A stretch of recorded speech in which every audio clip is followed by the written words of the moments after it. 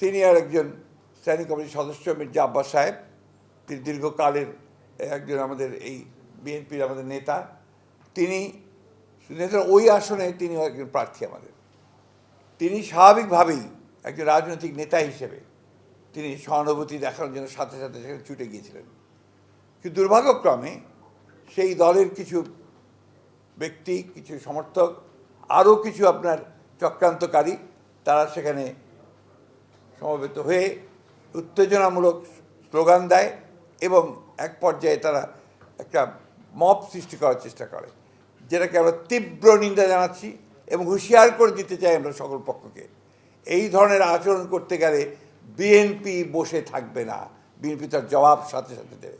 আমরা খুব পরিষ্কার করে বলতে চাই যে আমরা কোনো রকমের কোনো গোলযোগ চাই না, কোনো সন্ত্রাস চাই না, কিন্তু বিএনপির কোনো উপরে কোনো আঘাত আসলে বিএনপি কখনোই কিন্তু সেটাকে আপনার সহজভাবে নেবে না এবং তার কীভাবে জবাব দিতে হয় বিএনপি সেটা জানে। আমি তাই বলবো, এই সমস্ত মব সৃষ্টি না করে, উত্তেজনা সৃষ্টি না করে, নির্বাচনের পরিবেশকে বিনষ্ট না করে সবাই যেন তাদের যেটাকে আমরা বলি যে ফিরে আসে, তাদের সম্বিত ফিরে আসে এবং নির্বাচনটা কীভাবে সুষ্ঠু হবে সেই কাজটা করার চেষ্টা করে। না হলে যেটা হবে সেটা হচ্ছে গণতন্ত্রের উত্তরণের পথ ব্যাহত হবে, গণতন্ত্রের যাত্রা ব্যাহত হবে।